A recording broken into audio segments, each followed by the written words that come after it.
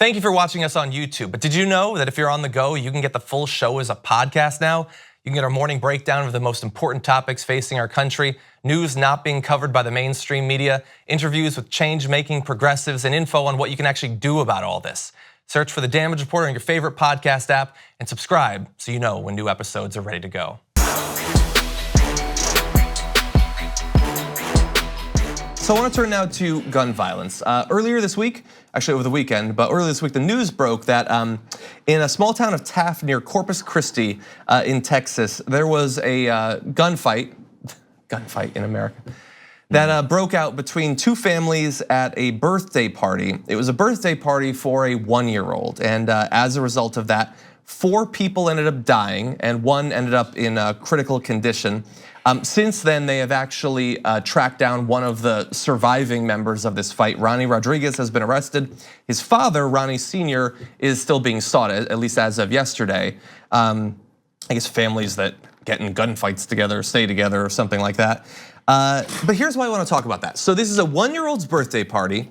There's multiple families there. When you look at the list of the dead, it's like, I think 3 brothers and like a 62-year-old got shot and killed. Absolutely devastating. Any mass shooting is devastating. The way we talk about gun violence though, and the need for guns, and when a gun would be useful and when it wouldn't. Well, you know, what if like I'm there and somebody's like robbing a store? I wanna have my gun and I wanna do this. But we so rarely talk about what does it mean to just have guns around? So there's a 1-year-old's birthday party. This is in Texas. Many people in Texas keep guns in their cars, something like that. I'm going to assume that that's what happened. I'm assuming they weren't literally strapped, or whatever. It was in their cars, something. Probably shouldn't assume that. It was accessible. Yeah, that's true. I got you, but we'll go with that. Either way, it's accessible. So they start this verbal altercation. It turns to violence. Why are 4 people dead? Because they got in a fight? No, because they got in a fight and guns were nearby. If there weren't the guns, this exact same situation, does anyone actually believe that what would have happened is at this 1-year-old's birthday party, 4 people would be dead as a result of people killing each other with their bare hands? That they would have begun grappling with each other until they had broken the necks or bashed in the faces of 4 people? No, it takes a gun, the easy, casual killing weapon that requires little thought, no effort whatsoever. You pull a trigger and a person is dead. It's very easy. You can pull it, you can shoot a person in a split second. Actually killing a person with your bare hands, far harder. Far fewer people could actually do that. But in a state like Texas that has some of the most gun-friendly laws in the entire country, let open carry rights for individuals 18 and older, as long as you take a safety course and have a permit. So easy to transfer guns and all that. The background checks are a laughingstock in comparison to a lot of the other parts of the country.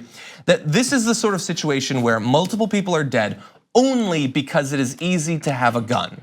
Everything else becomes extraneous at that point. And it's the easy solution, as we talked about before. To have to actually do something and work through anything, say a problem, say an argument, say a fight, it's too much work, we're lazy. So it was really easy to squeeze the trigger and point it at someone, especially when you're upset or scared. John was just watching some world star hip hop fight during the break, right? And it was this guy was double teamed by 2 guys. He was a big guy, ended up taking them both down. If anyone in that situation had a gun, while those 2 guys who lost the fight were being slammed on the ground, guess what they would have done? Because they're afraid, they're like, oh my God, this guy's about to drive me into the ground. They were lying there on the ground for a few seconds, but you know what they kept doing?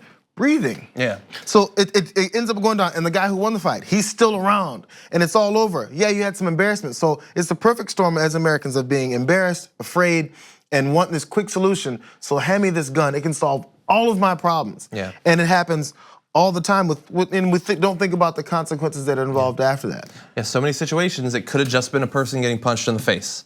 How many fistfights end in a person being killed? Not a lot, not a lot. But when there's a gun, suddenly it becomes a lot easier. Thank you very much for watching this clip from The Damage Report. If you liked it, don't forget to subscribe to this channel and ring the bell on YouTube to get notifications of our new videos. And of course, you can catch the full Damage Report live every weekday at 1 p.m. Eastern, 10 a.m. Pacific on TYT Network on YouTube TV.